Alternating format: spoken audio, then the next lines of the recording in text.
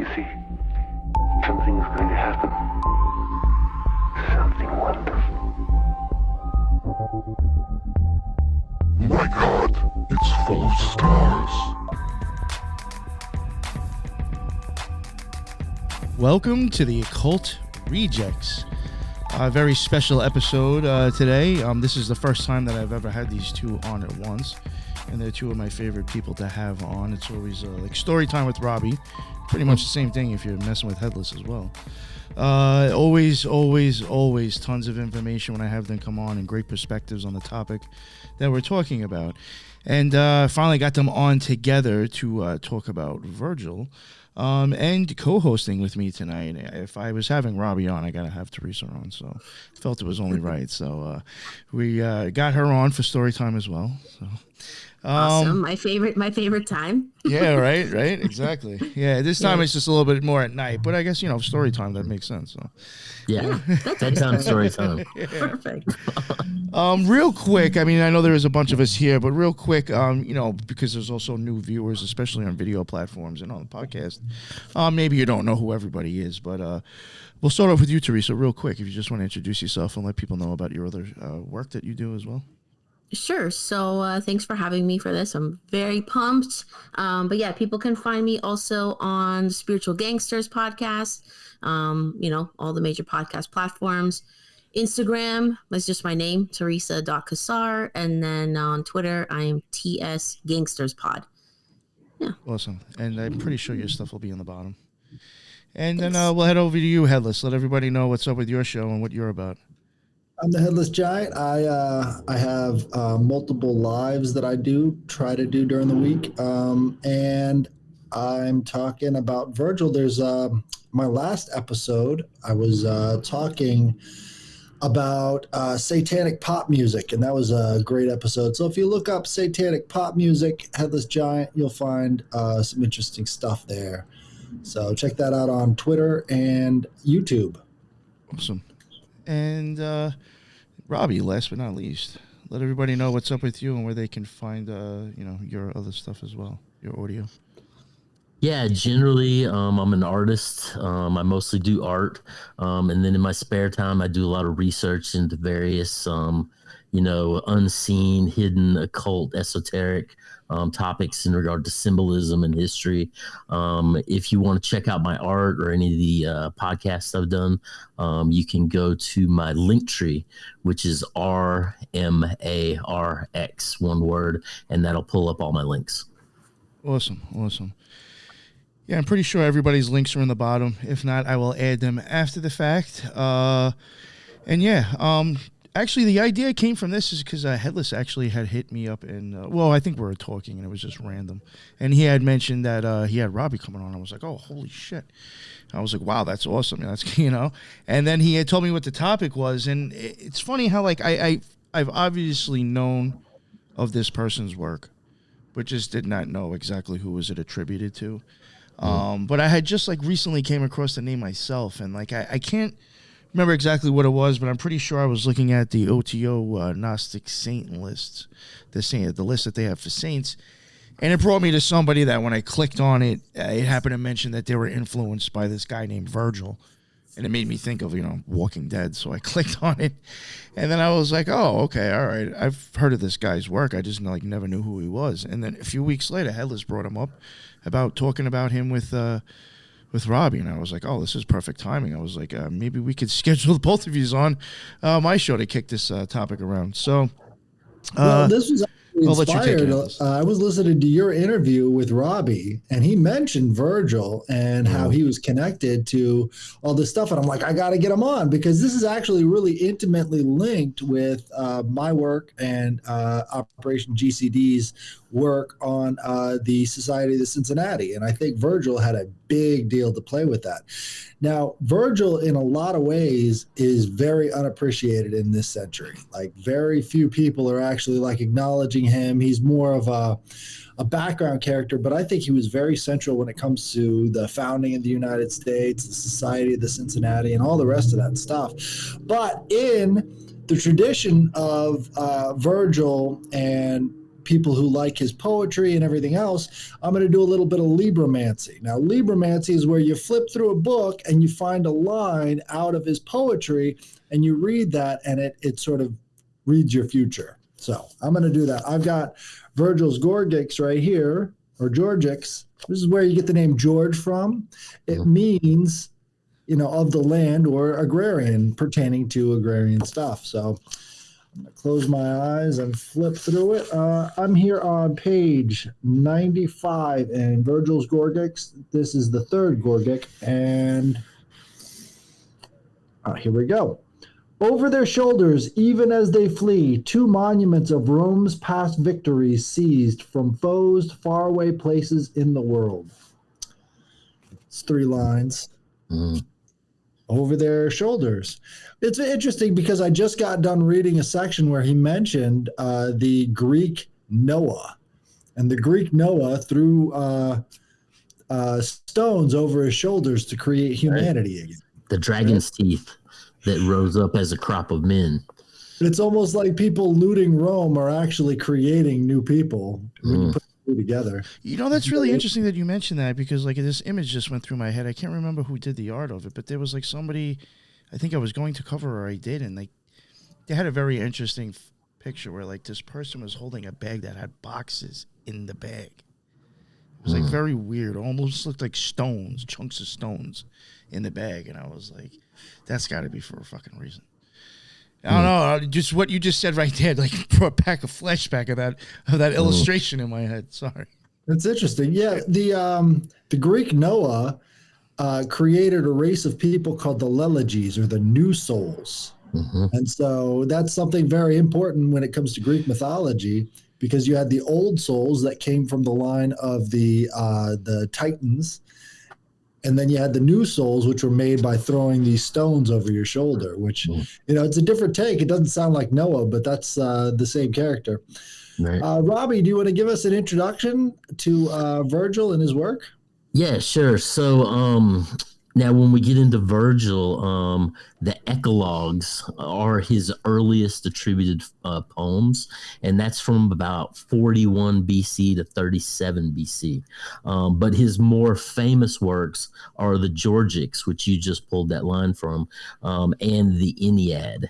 And basically, he's affected and contributed to so much of modern poetry and storytelling and the idea. But you got to figure this early Georgics was basically a manual for the foundation and beginning of Rome, so that they would have almost like a manual on how to take care of the land, take care of the bulls, raise bees, basically prune apple trees and graft other types of plants onto them. So it was basically an instruction manual. It was a new kind of literature at the time that was like an instruction manual for the creation of the rise of the state of Rome. Absolutely. And as long as it's been a human zoo, there's been human zookeepers. And I think the works of Virgil really helped shape what the human zookeepers in the style of Rome would be. And we see that same pattern repeating over and over and over again. And one of the main tenets of Virgil's work, especially in Georgics, is always talking about toil. And toil is what every man is doomed to, and also delights in doing. So what he's trying to explain there is you have to keep the people busy. And it's that busy work, that agrarian spirit, that sort of Protestant work ethic that you see carried on over and over throughout these generations. Right. Now, a lot of Virgil's work was reprinted and taught to all the school children in Rome. This is one of the very first things that they would read. So it was vastly influential all the way through the Christian era. Now, a lot of Virgil's work was admired by the Christians as well, even after the conversion. So we're talking about 1st century BC all the way through up to, Dante's Inferno, where Virgil becomes a character in that book. So, so now, in regard to probably his most famous saying that we see that made it onto the American $1 bill, being the Novus Ordo Seclorum, which has taken on the identity of the idea of the New World Order, of this new order of the ages, right? It came from his very first work, being the eclogues, right? And basically it was in the eclogue called Polio, lines 7 through 10, that we get this prophecy from the Cumaean Sibyl. And as far as the Cumaean Sibyl, when you look into her, it's Eliac Seus Boule, which is the counsel of God, is basically what this Sibylline prophecy is, right? And it was a Judaic Christian Hellenistic period, basically prophetess, right? And she was set down in Pythos, right? This is where basically the python is killed and it kind of rots inside these volcanic vents, and they have this Sibylline prophecy that basically sets over the vent on a tripod, and she breathes in the fumes of the volcano, which they believe is the rotting carcass of this python, right? And this is the same place where when Saturn threw up his children, the first thing that came out was the stone, and the stone landed in Pythos. So this has multiple factor, and this was generally the Sibylline prophecy was the prophetess of Apollo. So she was basically speaking the words of Apollo in prophecy form to these early, peoples. And it was, and like we talked about, it was like the Bene Gesserit witch almost in right. Dune, where they were actually directing society and directing the bloodlines and telling the generals what wars to fight and not to fight in cryptic ways. Sometimes the person would mistake it, and go into battle thinking they were going to win and end up losing. But it was very much directing the flow and the course and the movement of the upper echelon within Roman society as a whole. Right. And this, what you're talking about, this is the Oracle at Delphi. Right. One of the main articles of faith, I guess, at the Oracle at Delphi is the concept of know thyself. Yep. So if you know yourself, you'll understand the prophecy. If you don't know yourself, you won't understand the prophecy. One of the most famous prophecies coming out of the Oracle at Delphi was delivered to a guy named Philip II of Macedon. And Philip II of Macedon was the father of Alexander the Great. And he got the prophecy that the bull is crowned and ready for slaughter. And so he believed that was in reference to Persia, right? Because Persia had this bull worship and they had all of the things like that. So he goes out and announces it. I think it was the next day or like 2 days later. He says, the oracles are on our side. We're getting ready to move on Persia. And immediately as he's trying to make this prophecy or make everybody know about the prophecy, an assassin comes up behind him and slits his throat. The bull was crowned and ready for slaughter. He didn't know himself. Now, what's also very important about Philip of Macedon that actually shapes Roman history later on is the sacred wars. So there were several sacred wars fought over the site at Delphi, which ended up bringing down the Athenian democracy. So as we know, you've got the democracy of Athens, which is a huge influence over the Republic of Rome and the Republic of the United States. So what ended up happening was Athens had a proxy war with the rest of the tribes of Greece. And they had this group of people who were occupying and terrorizing all of the people going to Delphi to have their fortunes read and everything else. So Philip decided, and I think it's not the Hanseatic League, it's a different league. He united a bunch of tribes, and he was sort of the leader, and he decided he was going to rid Delphi of this proxy force that was working for Athens to basically take control over Delphi, the holiest site. As you mentioned, this stone that was inside of Kronos that ended up splitting open and then falling on the ground. It's called the Omphalos stone. And the Omphalos stone is in the shape of a beehive. Right. And this beehive is where Zeus released two eagles, and the two eagles would come together at the navel of the world. And that's what Omphalos means, is the navel of the world, right? And they came together right over Delphi, and that's where you have the Omphalos beehive stone. And we see the beehive just repeating over and over again, especially in Greek culture. The tomb of Agamemnon is considered to be like one of their most sacred sites, which is a tomb in the shape of a honeybee cave inside of this mountain. So it's really interesting. You've got the Omphalos, the tomb of Agamemnon, and then over and over again throughout Georgics, he mentions bee husbandry. Right. And then like the Freemasonry of the beehive, so prevalent, and the double-headed eagle, whoa. And the Mormons, as far as with their beehive. Don't leave the Mormons. And you see the beehive symbol in so many places.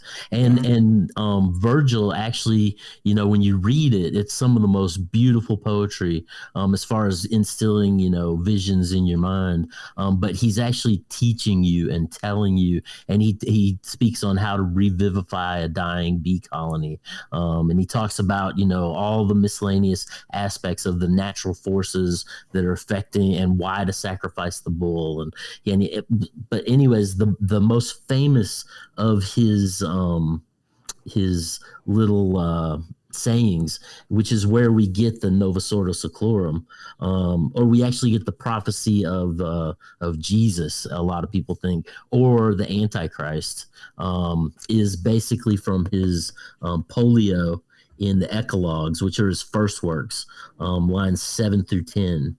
And he says, "Now the last age by Cumane Sibyl sung, he has come and gone, and the majestic roll of circulating centuries begins anew.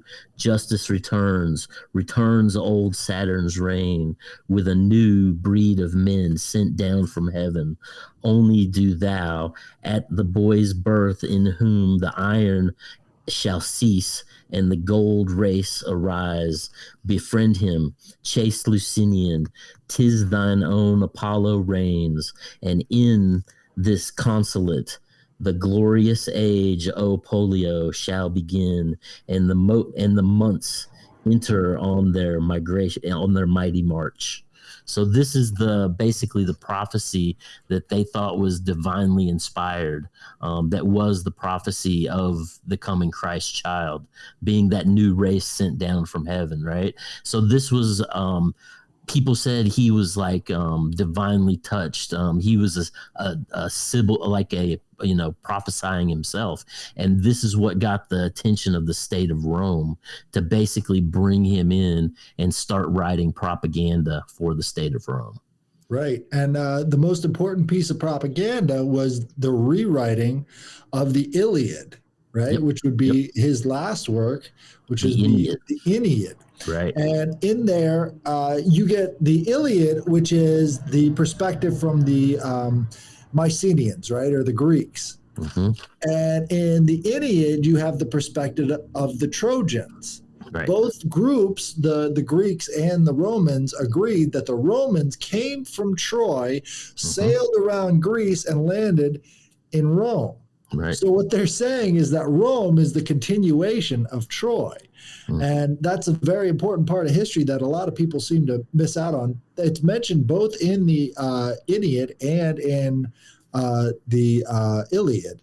Right. So these two are sort of like mirror images of each other. And when you follow the story of the Aeneid as the Trojans are going, because basically Juno was previously Semiramis, Mother Rhea, who in Babylon had her head chopped off and fled and became Juno in Greece, whereas Saturn was Latinus, or the hidden one, and he had come from the fall of the Tower of Babel, basically. So, and they relate back the fact that the Trojans were related back to the original Phrygian mysteries, whereas Juno was related back to the Babylonian mysteries. So here you have these two different mystery systems basically fighting one another. Right. And the Babylonian mystery systems really did have a huge impact in the form of later Persian works. So right. The Babylonian mystery schools really did have a huge impact on the Mithras cult in Rome, right. which was basically a cult made up of soldiers. Right. And yes.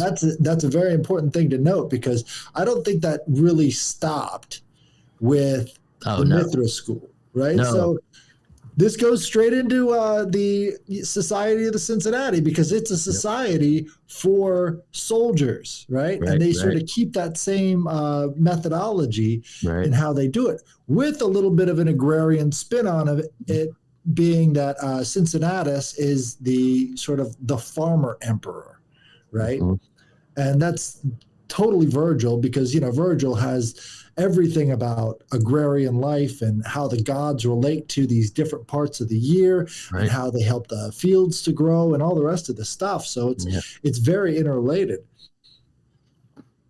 Now, as far as Virgil himself, right, he was born, his full name was Plebeius Virgilius Maro, and he was born October 15th, 70 BC, and he lived until September 21st, 19 BC.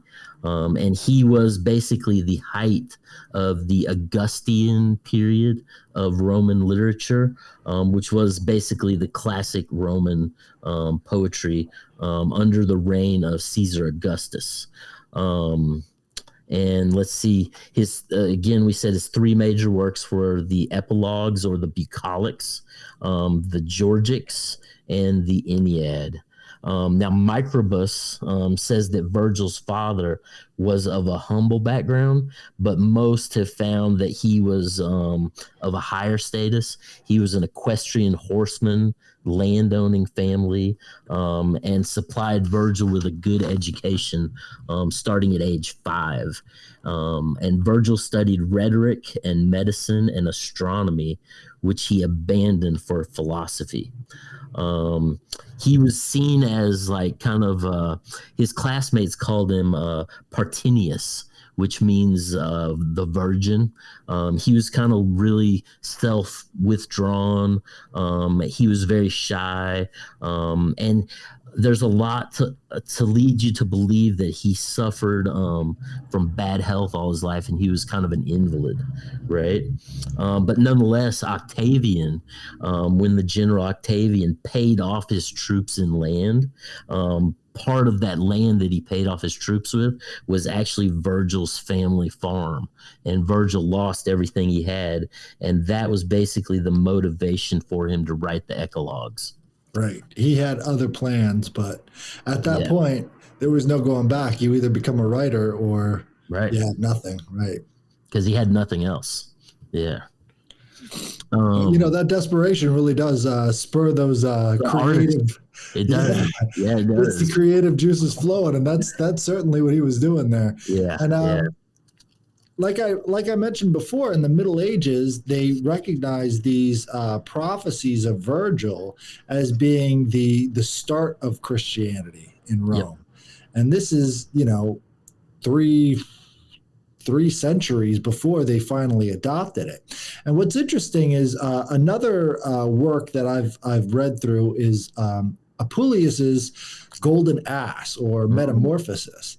Yeah. And what's interesting there is that in that book, it also deals with the mystery schools of Isis, which, goes back to a lot of that Babylonian influence as well.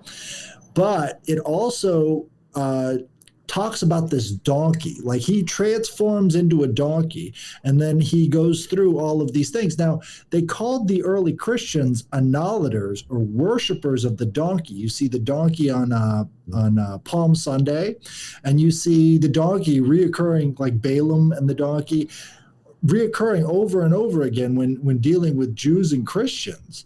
And so the Romans called Christians and Jews annulators in the first century because there was a definite sense of being related to these gods of donkeys, right? For instance, like Seth.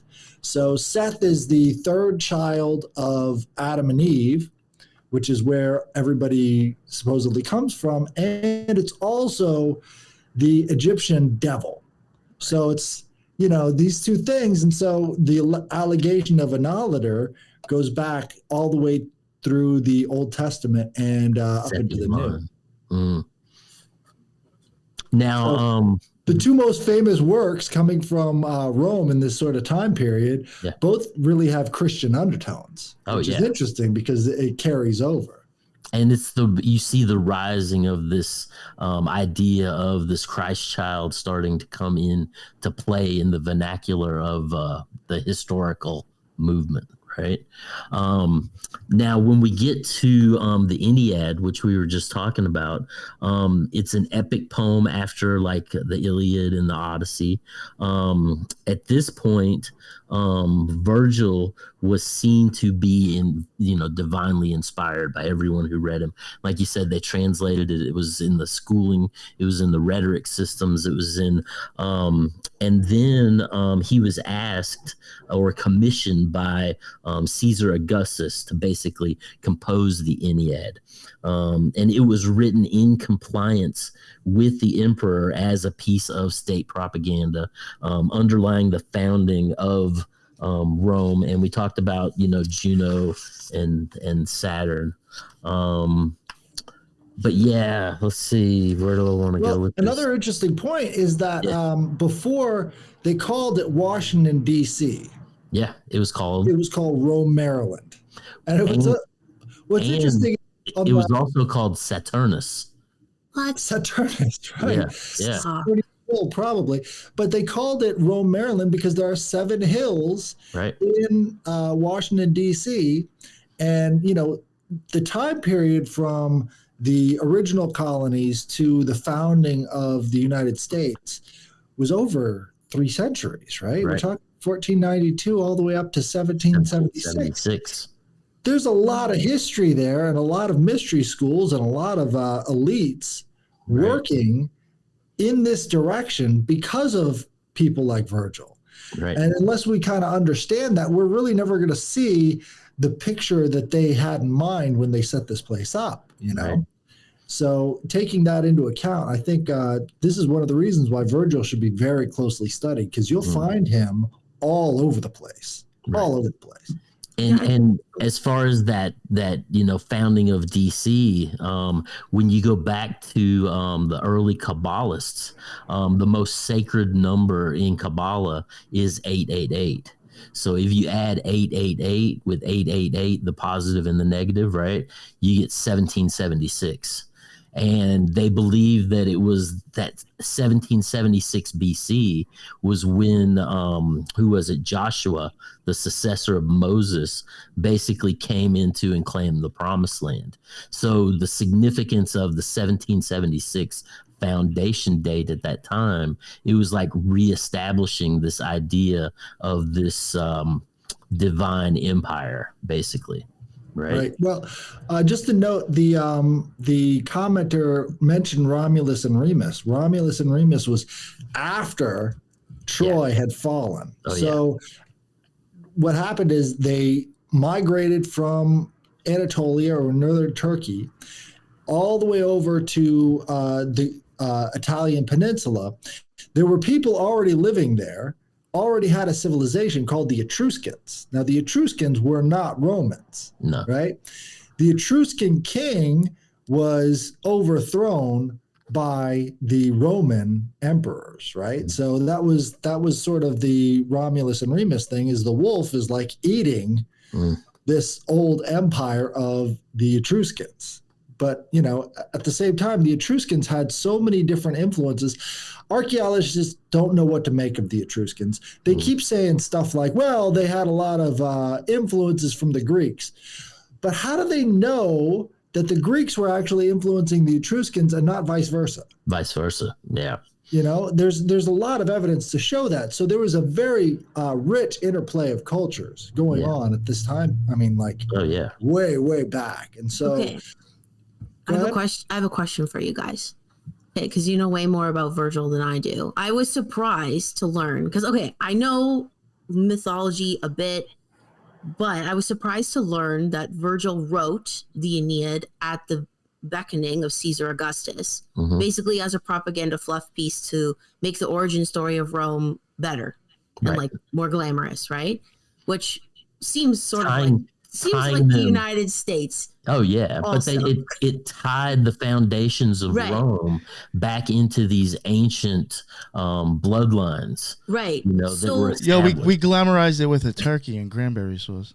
Yeah. Well, you know, it's interesting. It's interesting, but is there historical evidence that Aeneas, the hero of the Aeneid, actually existed, or is it just like all made up? Like, I'm curious, like, how historical is Virgil's writing, or is it just like a giant fantasy? Well, Virgil, he said that he wanted to destroy that work because it was state propaganda, and it was designed as, you know, a piece of, you know, to create the foundation story, you know. But when you get into Romulus and Remus and the wolf raising them, right? The temple priestess at the time was called the Lupa, which was a wolf, and that's in the temple of Juno.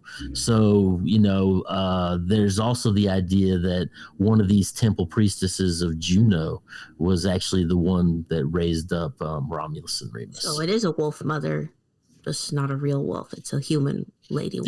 That's the whole thing. Very far in the past, very misty, you know. A lot of these terms, the way that they overlap and interplay, you know, you can take several definitions, you know. Well, like, I'm Italian, right? So I'm learning this, and I'm like, man, am I descended from the Trojans? Like, that's cool as fuck. And then I was like, wait, no, it's made up. I was like, no, probably not. Well, I think there were Trojan warriors, and there was the city of Troy, you know. Yeah, the city was real for sure. Right. And they relate themselves back to the Phrygians.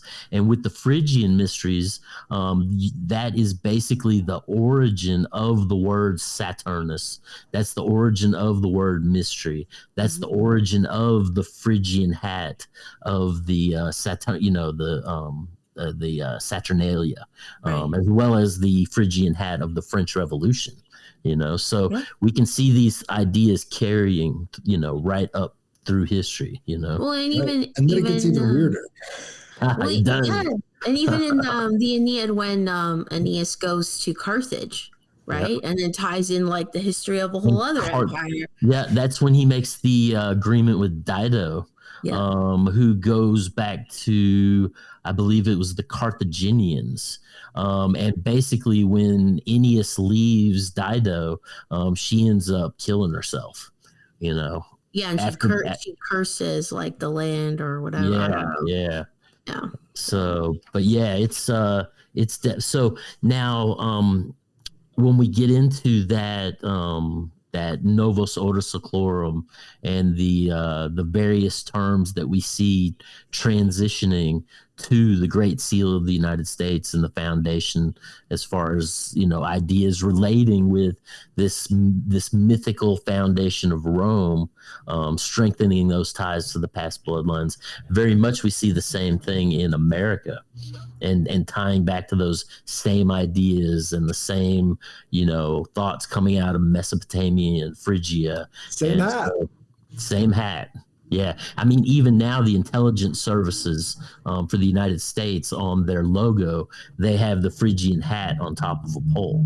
You know, that's the Army seal, actually. That's the Army seal, yeah. Army seal has got the Phrygian hat on the pole. What the founders would do is, as they're rallying people, they would take this pole and put the Phrygian cap on top of the pole, and then carry it around the town. And where they would plant it, everybody would come around. And and so this was also in the French Revolution. They used the same Phrygian cap. And it's funny because that was the Sons of Liberty, basically. Right. Do you ever wonder if that goes back? Do you ever think if that goes back to like representing the head on the stick, with those ideas with Baphomet, with just when it was just a head on a stick? I mean, who knows? I mean, the Slain King, right? So the Slain King is a very big part in Anatolian representation, as well as in the Diana rites at the Lake Nemorensis.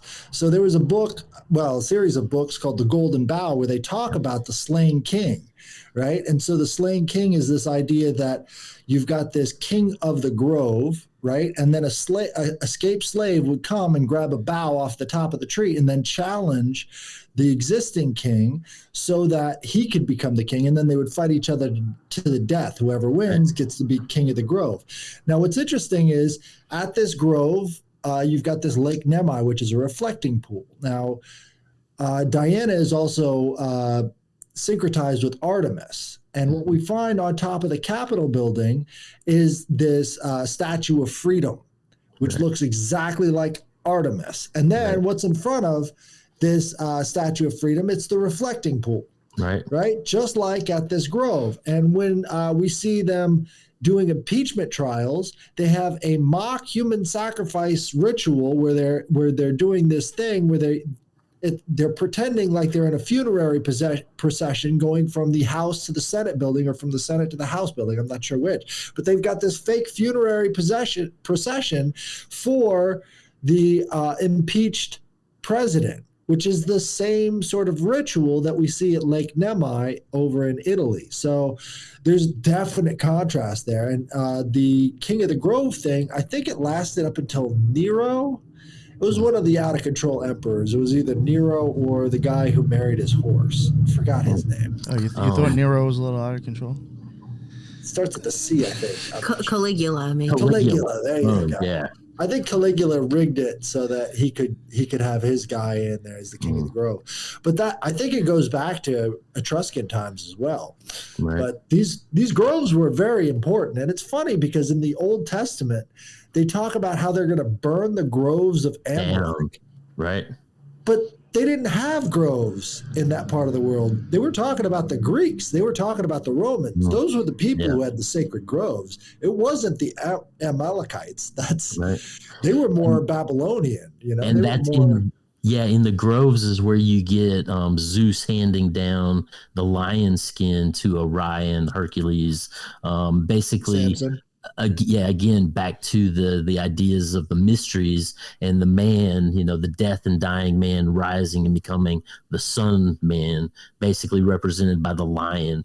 They would wear the lion skin after they had, gone through the mysteries, as a what symbol. do we see in the Capitol building? The apotheosis of George Washington. At the same place where they're having these rituals of human sacrifice. Oh, yeah. The apotheosis. The arisen God, right? So now when we get into the seal itself, right?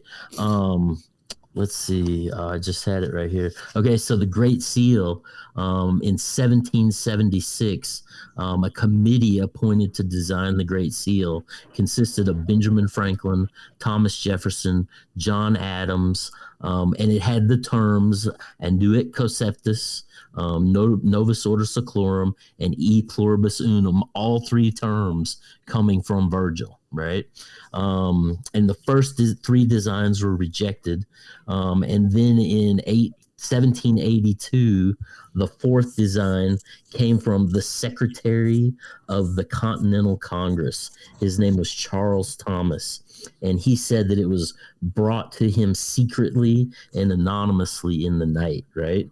There was some slight changes by this character, Charles Thomas, and it was approved June 20th, 1782. And this Great Seal is basically a token or a coin almost, where on one side you have the eagle with the 13 arrows and the 13 bows and the 13 stripes and everything's 13, the number of death and rebirth of this dying and risen God through all this time, right? And then on the other side, you have the step pyramid with 13 steps again, leading up to the eye of Osiris, Providence, Nimrod. It's been given various intonations over time, Right. Robbie, you ever notice those things that hang off the Egyptian thing? It's like their little beard. Yeah. Does that have did you ever pay attention to how many lines go through that? No, that'd be a good thing to look at, though. Yeah, and like I think there was like things that I was showing in architecture. Oh, you saw it, Headless. I think you might have sent it to you. You came on anyway, I think, or something. When I was showing that architecture in Nashville, and how some of them I thought looked like, if you looked at it, it could be a Jacob's ladder, and it had all these like little things. I got to go look now and see how many steps there are. But then interesting, we were talking about 1776. We see the foundation of America, and we also see the foundation at the same time of the Bavarian Illuminati of Adam Weishaupt. So you have these ideas of rising against crown and altar coming about, which is what the United States was greatly about in separating from the British monarchy and the crown, and basically setting up a place that was not based on, your religion or a monarchy or some overarching, basically creating the democratic republic that is the current grand experiment that we're living in now. Huh. Yeah, I think a lot of what comes out of the idea of Virgil is that you have to sort of be above the fray, right? Because if you're within the fray, as you're farming, you're getting bogged down. You're not doing the right things at the right time. What you should be doing is focusing on staying above it all. And that's sort of the difference between the farmer and the livestock, right, is that they stay above it all. So how much better would it be for farmers to have a set schedule and how things are going to play out, right? Well, if you look back at the history of how things are working now, you start to understand that there are a group of people that think they're above it all, that are trying to play along with this whole charade, and we get all these symbols. And instead of getting any actual information, we have to keep going back to the symbols. So once we go to the symbols, then we have to kind of determine what it means for ourselves, and we become more reactive. So this whole thing is sort of centered around the idea that maybe the human population can be managed using this sort of human zookeeper model, But the difference between the human zoo animals and the human zookeepers is very hard to determine. You've got to be able to read things like Virgil and actually see through it for you to be able to sort of become that human zookeeper instead of the human zoo. So I think that's really what initiations and all the rest of this stuff kind of comes down to, is it's separating one group of humans from another in a authoritative capacity, right? And having the authoritative ability to know these things before they happen is what Virgil's talking about over and over again. And I think you see this reflected greatly in the rise of the World Economic Forum and the stuff and the rise of the League of Nations, which failed, into the rise of the United Nations, into these global bodies that seek to establish some sort of a unification, even like the Pope now going over and trying to unify all these religions into a singular force. That Pontiff Ex Maximus, the master bridge builder. Yeah. That's what it means. Yeah. And so now when you get into this idea of the New World Order, right, you have George H.W. Bush, the senior, with his famous, New World Order speech that he gave on 9/11, before 9/11 happened, right? And then you have his son, the younger, in his address, in his inaugural address, he says, when our founding fathers declared a new order of the ages, they were acting on an ancient hope that is meant to be fulfilled. So, even we have these continuing political figures coming in, and, we see, Barack Obama, there's a new order, and, Joe Biden with his newspaper article in the Wall Street Journal, how I love the New World Order. We just see this echoing over and over again as history is progressing, and what they're doing to try to create this universal body that will control the whole, Well, right now, I think people should be aware that they are retranscribing a bunch of scrolls from Herculaneum. And Herculaneum was one of the two cities completely destroyed by the eruption that took out Pompeii. Right. And what they found was that these scrolls were carbonized so that they could still find the ink traces. So now they're using AI and all the rest of this high technology to get these things. So just today, I saw a story that they had papers about Plato that were just recently transcribed, which says that Plato was a slave that was actually bought in 399 BC. And so that really changes the whole picture of things. Plato, means broad-shouldered. Maybe he was called broad-shouldered not because of the wrestling, but because he was a slave. He was working these fields. Yeah. And that's an interesting angle because he's like the top philosopher of all time who was basically sold into slavery. So, can you really compare the ancient acts of slavery versus the modern conception of slavery? Right. I don't think they're even comparable at this point. I mean, if the top philosopher was a slave, what was going on there? Is it the same thing? Yeah, and how much did that reflect on his mindset as far as talking out and against the state that he ended up having to take the poison for? Well, was that Plato or was that? I think that was the guy before Plato. Was it? Yeah.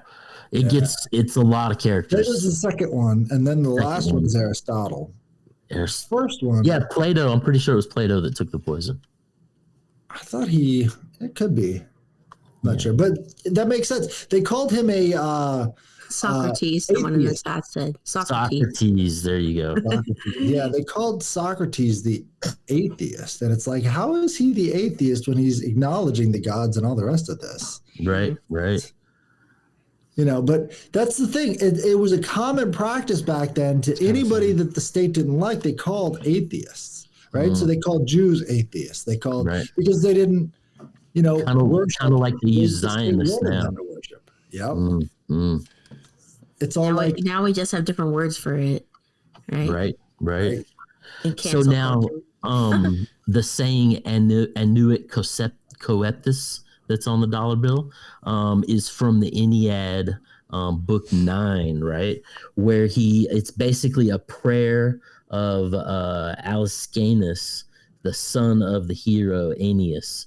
And he says, "Jupiter Almighty, favor my bold undertakings." And this is just before he slays one of his enemies called Numanus. And so basically this being on the dollar bill, it's like the death blow against the empire as we separated and created this new grand experiment. The conceptual idea of independence, breaking away the sovereignty establishment,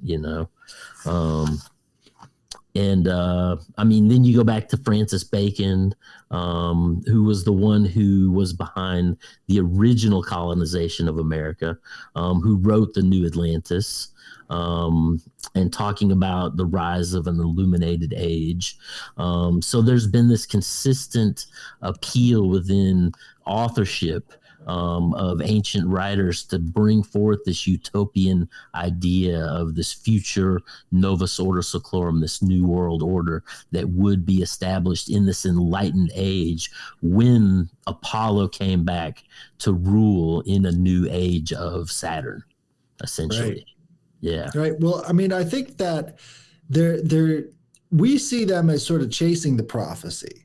Yeah. But they might see themselves as ahead of the prophecy. Yeah.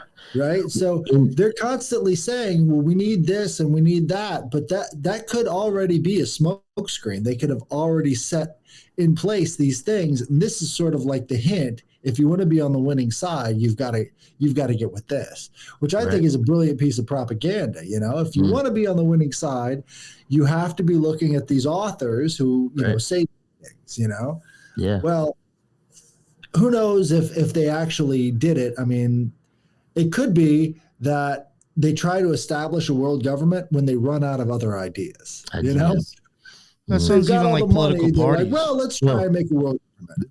They have to build up the money in order to create the system to be able to instill the mechanism that they're seeking to establish. Goes right back into human farming. Yeah, exactly. And how many workers do we need in order to make this happen? How fast or slow it down when we get to the acceptable point? And yeah, looking at it from that standpoint. But then if you look at the Masonic tracing board, right, the sun is generally in a dark rift, and it's over the road to the underworld, essentially. And the moon is in Pleiades, right? And this is linked with the Mayan calendar idea of the end of the Mayan calendar and the reset of time. So when we start talking about this great reset, you know, and this ending, beginning time of this Mayan calendar, and you're talking about the apotheosis of George Washington in the Capitol Rotunda, right? Right in that same rotunda area is a frieze where the same artist painted this Mayan calendar with Cortez meeting the Mayans right there under the apotheosis of George Washington, basically being reborn as a god. It's so appropriate because George Washington's family crest is 3 stars and 2 bars. Right. That's actually in Mayan writing as the number 13. The bars represent 5 and the stars represent 1. So if you look up Mayan numbers, you get 13. Well, that was actually his crest from way, way back. Mm-hmm. It's funny because it's also on the Purple Heart. So the Purple Heart ribbon that's given out has George Washington's family seal on it, which is a 13, which goes back to this Mayan Aztec numerals. Death and a Purple rebirth. Heart represents sacrifice for the nation. Right. Blood sacrifice for the nation, kind of like what the Aztecs were doing. Yes. So now this painter that painted the apotheosis, his name was Brumidi.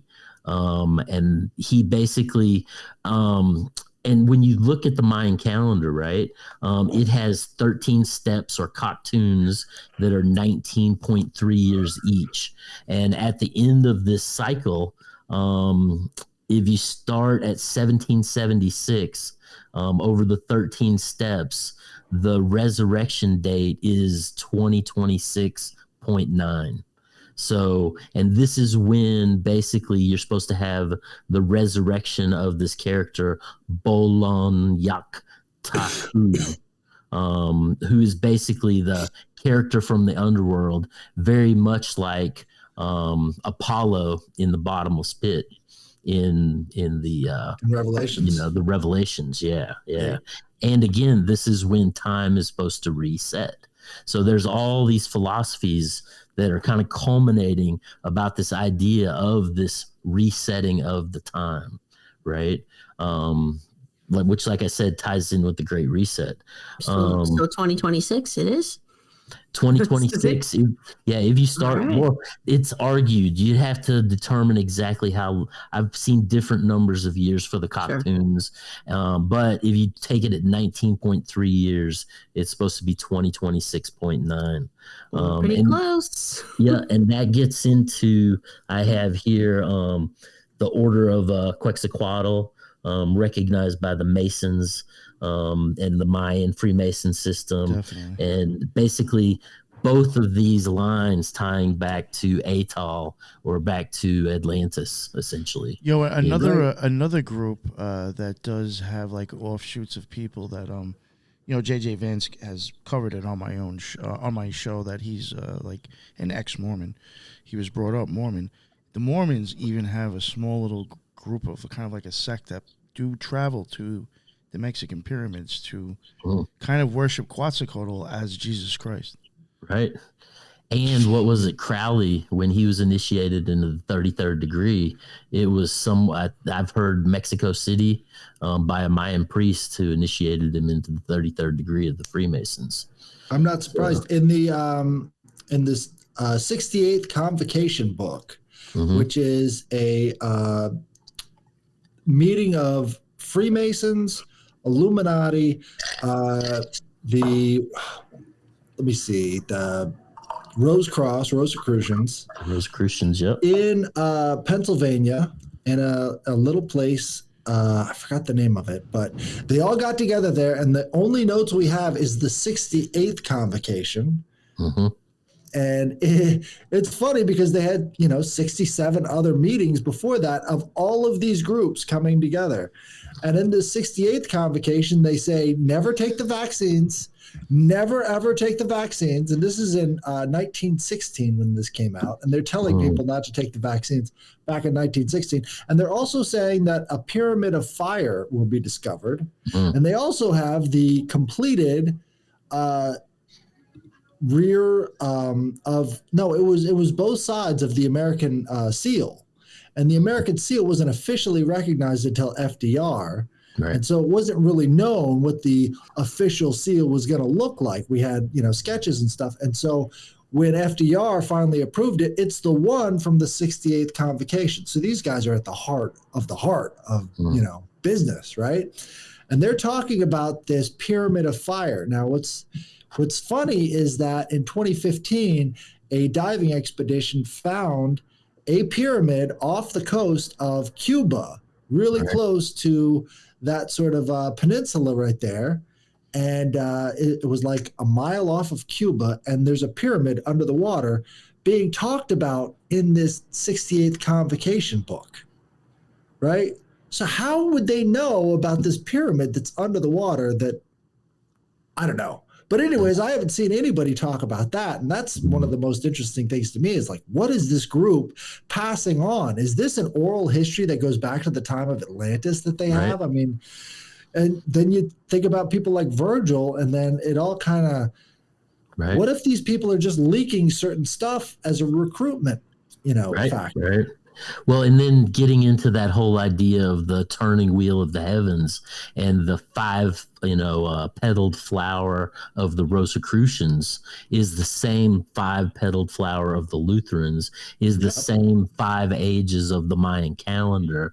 You see these 5 ages consistently that talk about the return of this dragon or the reset of time or the red dragon in the Bible. And then you get into this idea of the dragon's tail sweeping the earth and knocking a third of the stars from the heavens. And so are we coming to a point where this cyclical event in the heavens is actually coming back around, and it's all prophesized within the Capitol Dome, within Virgil's prophecy, within the Mayan calendar, the Rosicrucians, like the Freemasonic orders with the tracing boards, on and on and on. It's a lot of coincidences.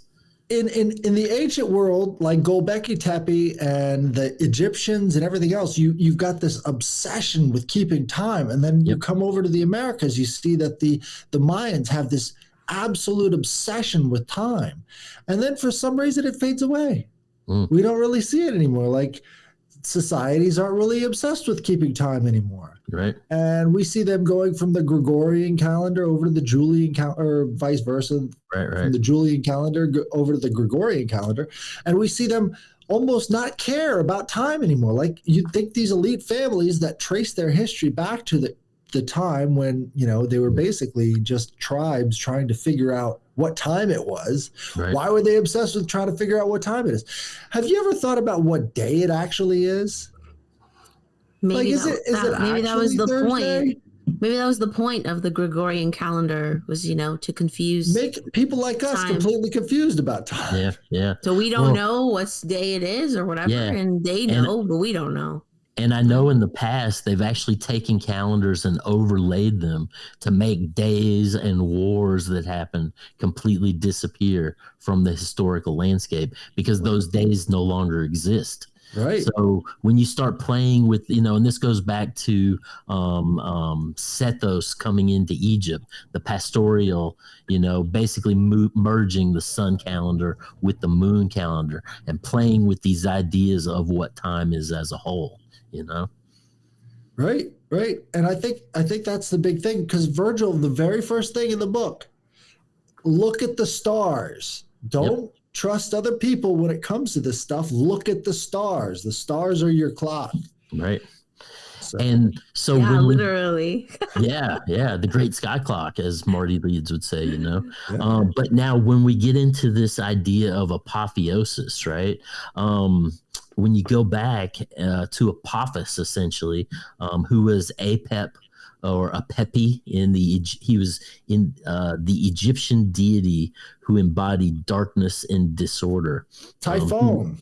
He was the opponent of light, much like Ahura Mazda versus Ahriman. Ahriman was the force of darkness. But we have in history a lot of figures that have been apotheosized or turned from a man into a god. And that's kind of what this whole technological revolution is. This transhumanism is the idea of turning the human into a god form, right? That's what they say, but I think it's the opposite. They would actually reduce us down to the machine. And stick us inside a simulation. Right. So we're trapped even another layer encased inside the crystallization of matter. Classic bait and switch, You know what's interesting? You guys were talking about stuff before with time, and like I feel like you're kind of touching on it with here. And I was wondering, this might sound like really silly or basic, but like these people that weren't worried about time, like I was wondering, were they as fearful about death as we are? Because I honestly, I think really for most people, if you really do look at it, I think a lot of humans also look at time as our expiration date. Right. The reason for it existing is to be like a countdown. That was the whole thing with Saturn. Yeah. It really has a lot of depth. That's a really good point. Yeah. And you're talking about it now because like a lot of things like, and then I'll shut up, I'll let you guys go. But like a lot of things like, COVID or a lot of things that have happened or all these treatments, you have to do this to prolong your life. To prolong your life, you have to take this. It's like very much on scaring humans in dying soon, and this is what's going to keep you going. Well, just on that point real quick, like even during COVID timing, what were they telling kids to get their shot? Was you be a superhero, right? I mean, the same thing with climate change. It's going to kill us. Putting that superhero mythos like in our head, and then maybe, like you said, Headless, it's the bait and switch. That to become a superhero, you actually have to like go inside of this simulation, and that's how they'll like market it to us to like prolong your life or they're already doing it. Extend your senses. You can become an X-Men. Well, and it increases the consumer class because while you're in that further simulation, you have to buy everything that you need.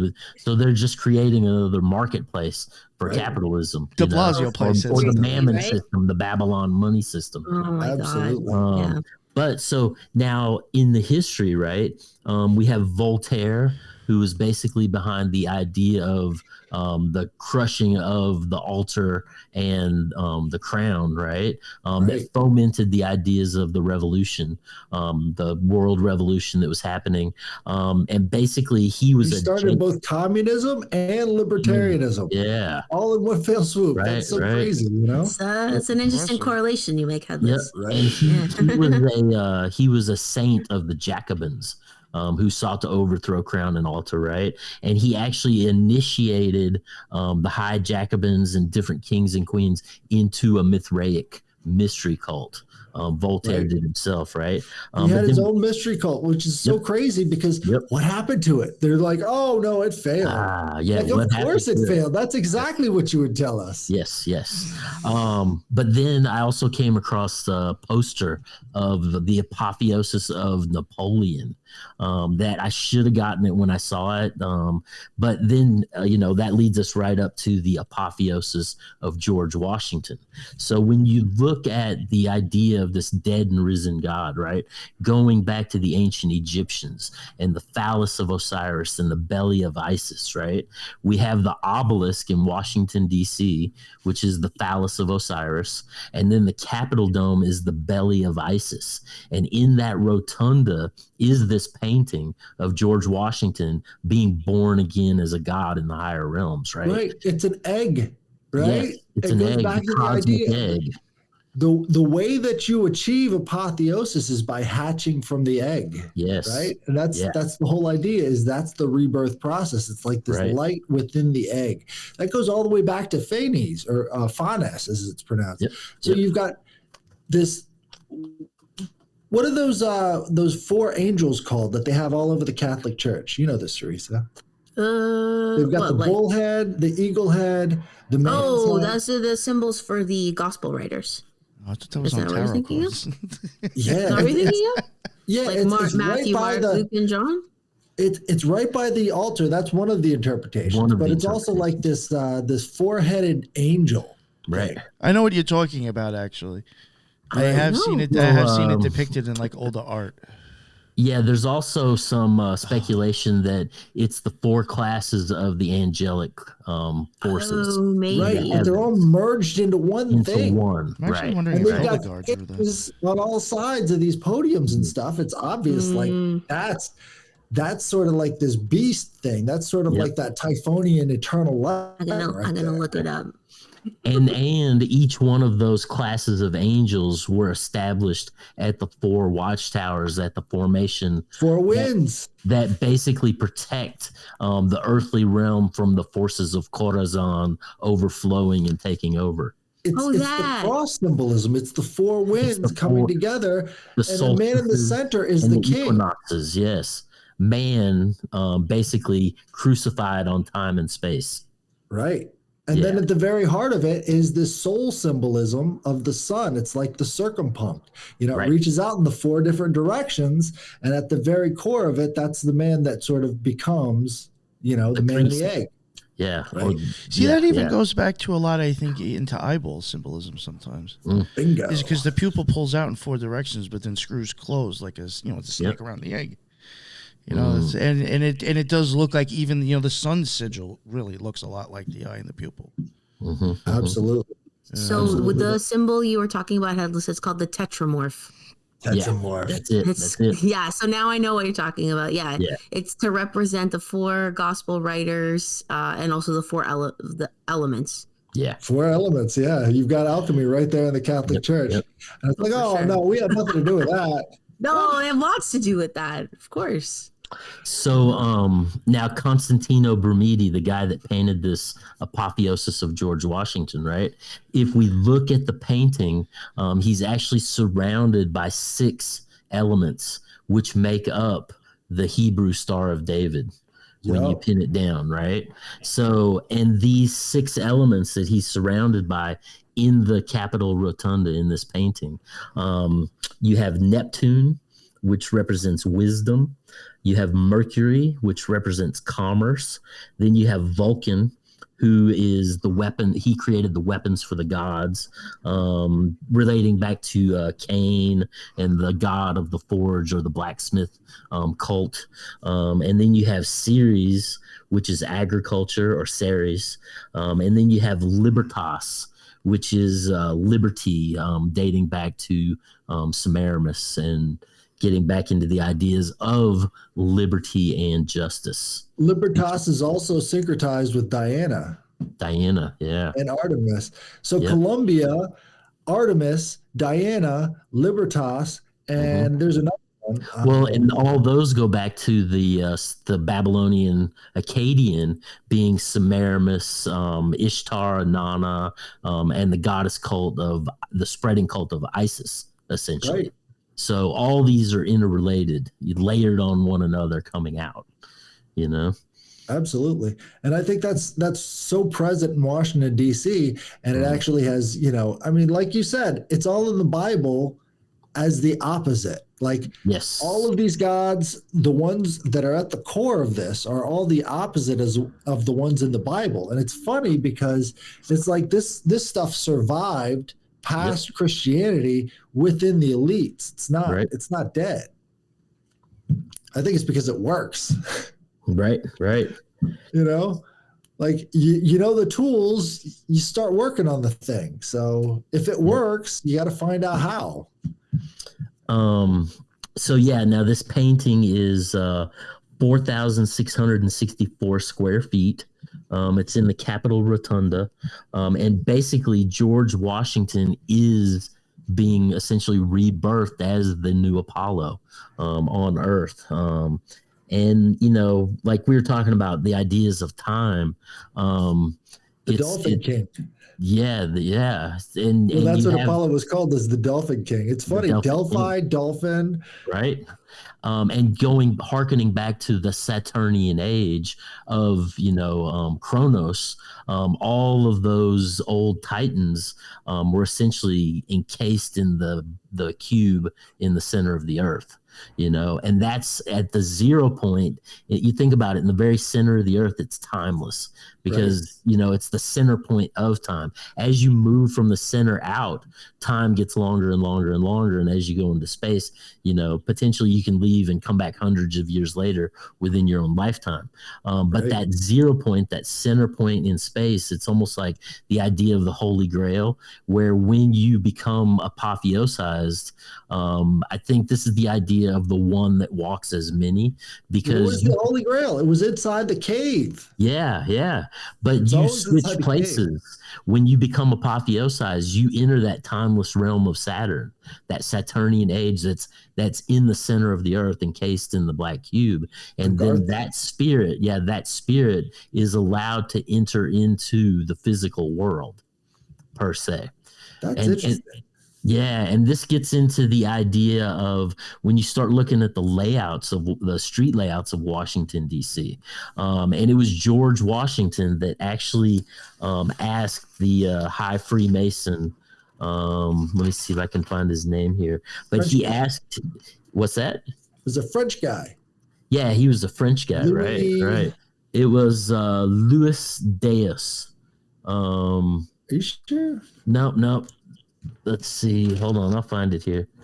But he was a member of the Society of the Cincinnati too. Cincinnati, yeah, that's what you were saying. But he basically built these.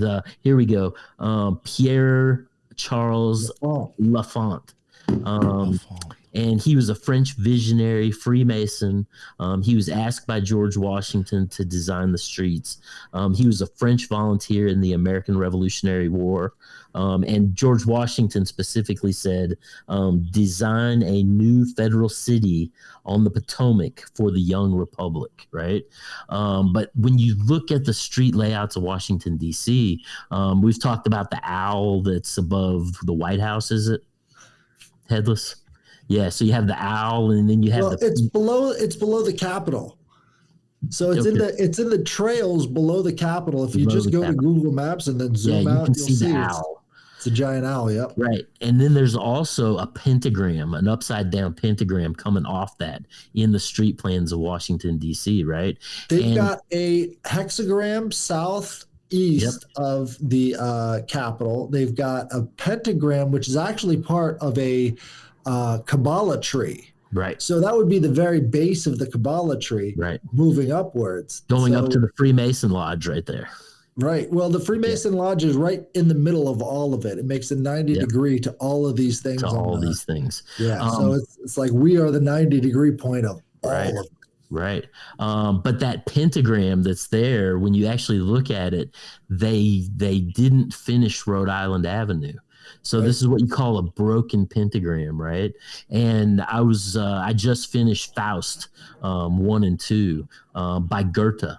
And basically Faust goes into the fact he summons up Mephistopheles, which is like this devil character, and he's conversing with him. And at one point, Mephistopheles steps outside of the pentagram inside the circle, and he's telling Faust, if you noticed, it's poorly drawn. The basically the pentagram and the circle is not finished, so it allows the entity to escape. Essentially, right? When you were talking about this before, it totally changed my mindset. I'm convinced now that there is a personification of the leak, or a god of the leak. A leak. Right? Yeah. So you've got the leaks that control Congress, the leaks that control our government, the leaks that are basically all of these things, all of the symbols we see, they're imperfect in a way that's like it's leaking something out. Yeah. And what's happening right now with the speed of light? It's slowing down. Damn. From the time that we've started noticing the speed of light using instruments, we've noticed that it's slowing down on average, which is crazy. So it's like this whole realm that we're in is governed by degrading.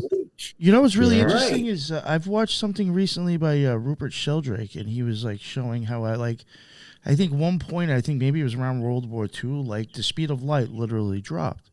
And he did say, he's like, there's one thing that's interesting about that is like, you can't say there's an actual constant. He says, because the speed of light goes a different speed through water than it does through air.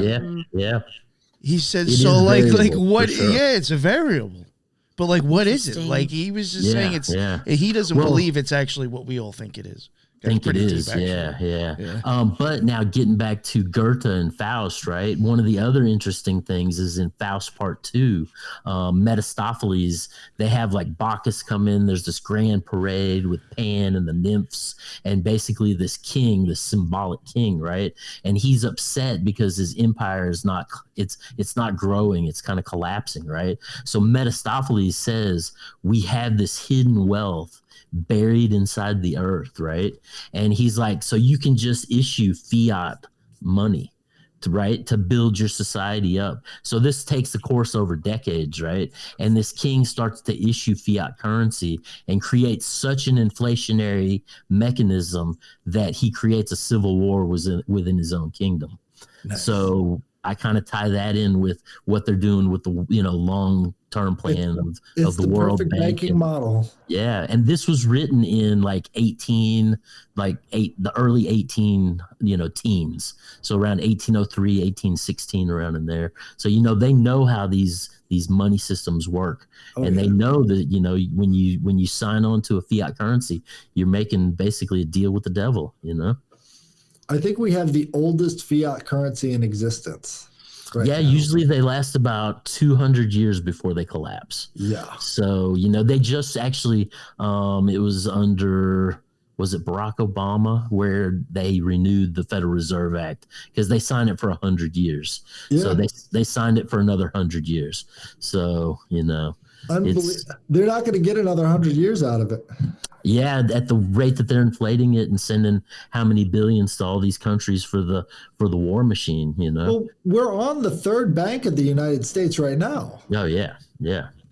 So the Federal Reserve is not that old, and it's the oldest in existence.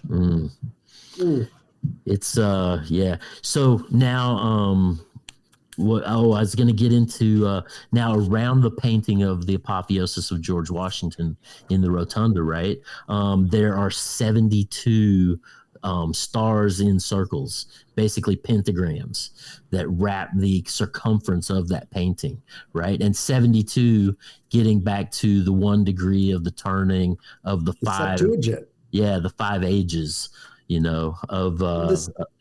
In the writing of the Bible, they had 72 priests from the 12 tribes of Israel. Right. And what they said is that they all repeated the Torah perfectly. And so that's how we know that it's legitimate and it's the real. But that was a Roman story that came back later on after they converted. Josephus, who was a traitor to his own people. Yeah. Okay. But then also within rabbinical writings, when Enoch is transported into the heavens and doesn't have to die, he receives 72 wings when he becomes Metatron, right?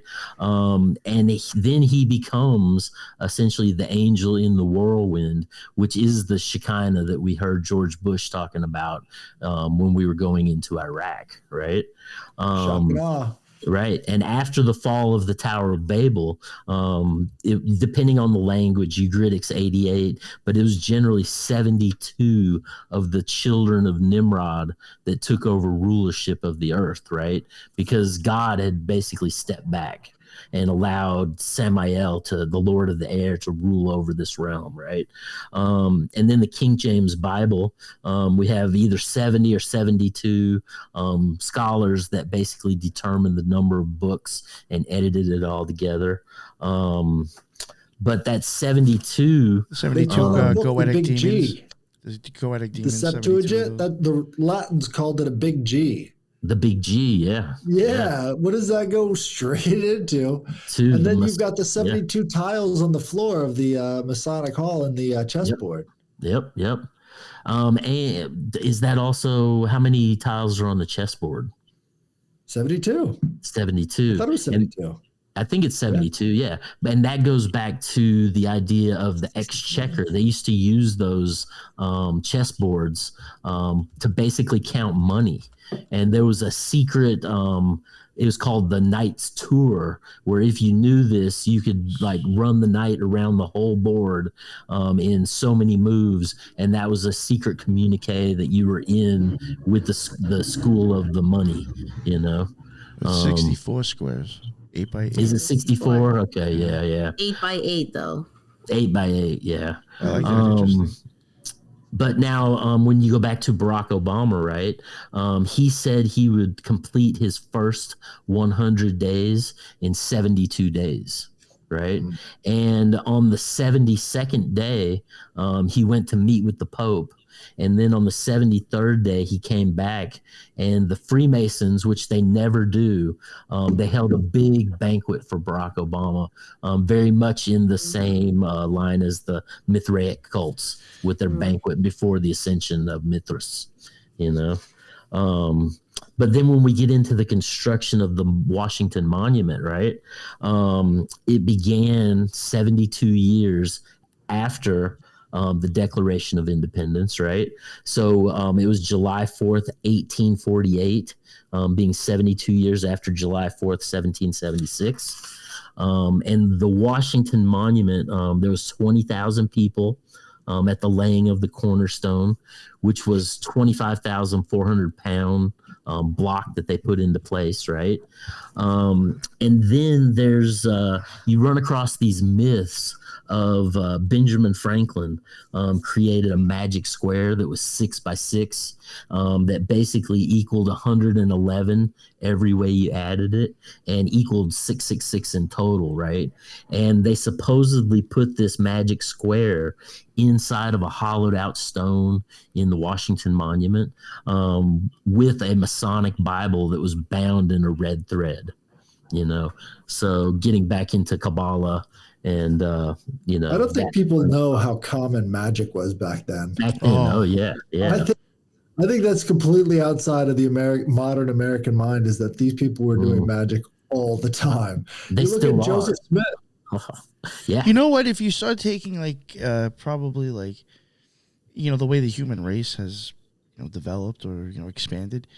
I mean, I guess you like, is it really any different than maybe it was back then? It's just like, it's just that through communication, you can't maybe dazzle as many people at once. Right. But like, I do wonder, has it always just been the problem of like a very few understanding it always?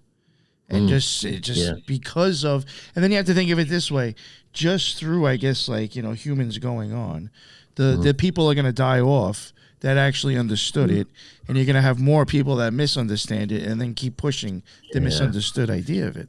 Is it just something that's always just going to get, it's just always going to be like that? Yeah. Well, I heard a woman from the World Economic Forum saying that the goal of all of the immigration is to bring global problems locally. Right.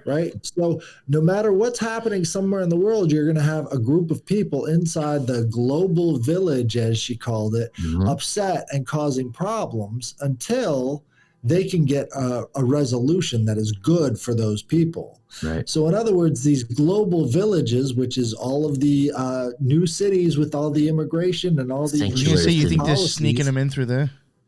Right. Well, I mean, the whole idea there is that you take all the world's problems and you dump it on America, and all they care about are the problems back home, which is going to make, you know, all of these cities even more progressive, because they've got to have the progressive policy for every one of these, you know, difficulties that's causing congestion downtown. So the whole idea there is permanent states of upheaval.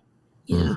And when you get in, when you get into Brzezinski, Brzezinski, and Henry Kissinger's works, they specifically talk about using immigrants as a soft weapon. You know, so that's a common thing, even going back into the past with the roving, you know, tribes of the barbarians and setting up the walls, and it's a never-ending process of the movements of people, you know. Well, they were doing, I feel like at one point, I had even brought it up. I mean, this is going back a few years now. It was probably like almost 2 years ago. when it was like, or maybe not, whatever, but like when it started getting really bad, like you remember when like you had different politicians, depending if they're a red state or a blue state, either like, oh, we'll take them here, or the other person was like sending them in a bus or a plane and punting them to another state. Yep. I was just like, yo, like you're using these people now just to like get people to like your name and think you're cool, that either you took them or they think that you're cool and you're a troll because you sent them somewhere else. Right. And like, Ron DeSantis, he's currently under investigation, and they're looking at bringing up charges against him for human trafficking, for basically sending people out of state. They're just pushing that legal aspect, but I think the really interesting it's probably like a slick shit move law that you could probably hit them with. You know how they do it? They just throw it into a loaded court, and then they, have the kangaroo court just rubber stamp anything they do. Yeah. It's becoming a banana republic. The movie Gangs of New York had a really interesting sort of take on the whole immigration thing, because that entire movie is about these, Irish immigrants, I guess, becoming Americans, right? The police. Right, the police. That was the election that they had. They got all of these Irish people to vote as many times as they could so that they could get their guy in power, who was friends with Tammany Hall, the governor, right? Because they knew that the immigrants, if they had an in with the governor, would totally turn against their neighbors. Yep. Right? So during that time period was the draft for the Civil War. And so what they would do is they would grab these guys fresh off the boat and put them in army uniforms and send them down to go fight in the war. Right. And like the entire thing is what we're thinking about now. They said, well, what if we give away free citizenship to people who join the army? They've been doing that since back in Clinton's time, man, that I know of. Right. That's something that's constantly coming into rotation. But you could look at this Civil War era as another great reset. Like that's what they were doing in terms of population. They were taking all of these immigrants and putting them in the Union Army so that they could crush the South. It's just and as a whole, when you look at New York Harbor and the Statue of Liberty, which is essentially another French artist that created that statue for Egypt originally. Right. Egypt refused it. It was a regift and America took it. But you have the 7 rays of light, which are the rays of wisdom. All this stuff goes back into the ideas of Luciferianism, essentially. But at the base of the statue, it says, bring me your sick, your poor, your the quivering masses or whatever. So basically the United States is founded on the idea of the melting pot, of the amalgamation of all the many thoughts. Listen, guys, people just don't people just don't like when it's not them who are the ones like all of us came from immigrants at some point. Right. My family was prejudiced against when they came to Canada. Absolutely. People did not want them here. Yep. And now it sucks when it's your turn, doesn't it? Yeah, but it sucks. But you know what the thing was is like I remember, because I've even said like that to even my father on the phone, and like he's like the thing is like I don't think people realize, he says, when my his parents came here, he said there was no services that was coming out of other people's pockets to pay your way. Nope.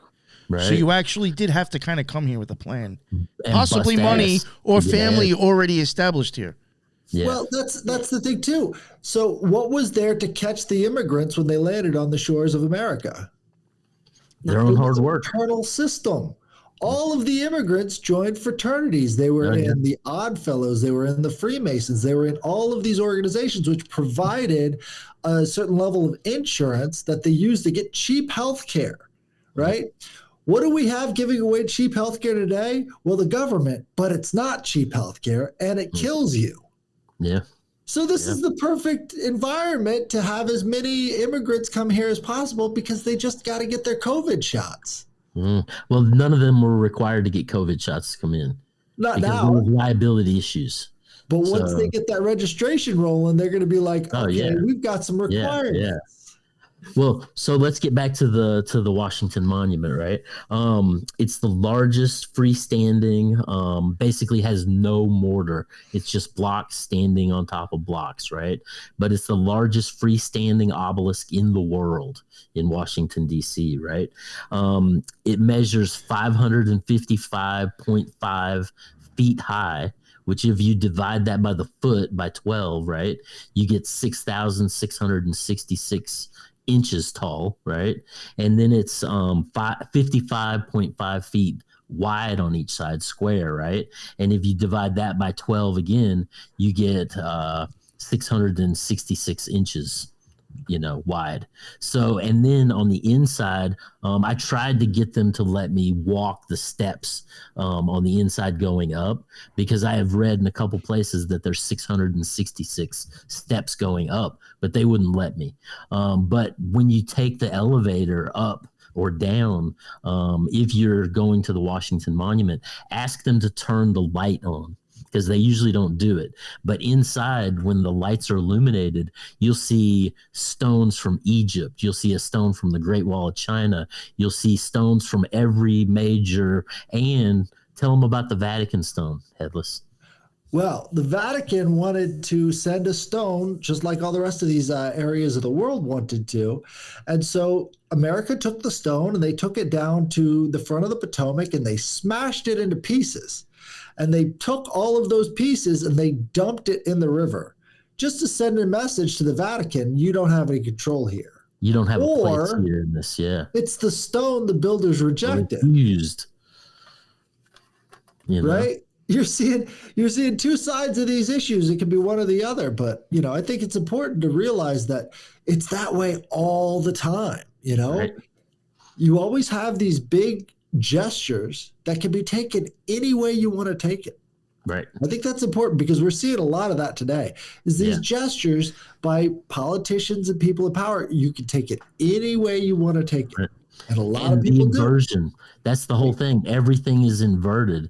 So you're forced to come and look at the whole through the dialectic lens of both sides. What would you think if you were a Catholic in this country?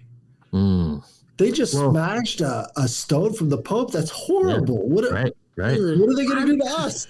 I'm telling you, like online, just like from making more American friends, it's very hostile. Oh yeah, Catholics in America. I'm like, whoa, like this is like, and the crown as well. But I think this whole discussion really begs the question about freedom and liberty.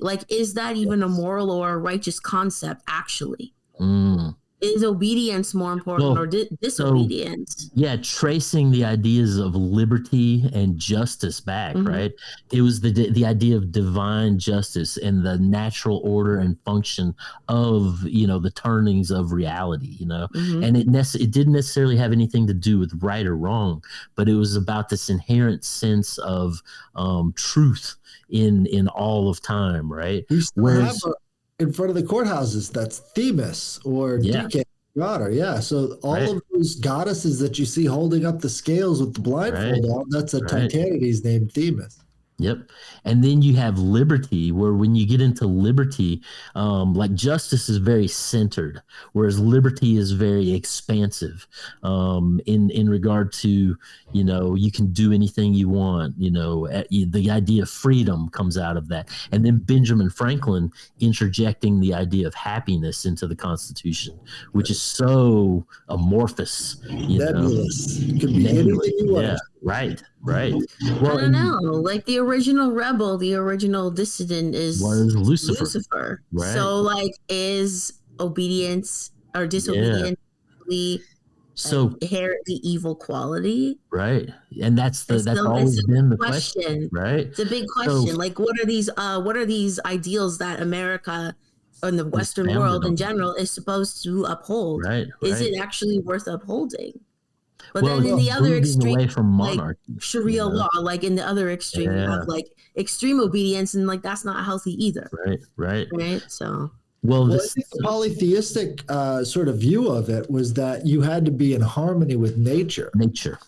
And so it's the idea that maybe getting yourself further and further away from the land with all of these different ideologies that pushed us to the far corners of the globe, maybe that was what sort of turned us into seeing it the way that we see it today. Instead of thinking, well, how can we become more in harmony with the world around us? We're thinking, who do we have to go kill? We got to, we got to stop this. But it's make ourselves Yeah, independent from nature. Right.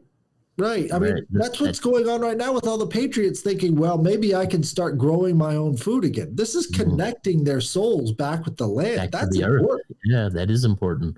Well, and then when you get into the obelisk itself, being the shaft of Baal or the shaft of Osiris, the shaft of Nimrod, lots of different names for it. But at the very top of the Washington Monument is essentially a pyramid, right? And the capstone on the pyramid for the Washington Monument is the very first thing that the sun hits when it's coming up over Washington, D.C.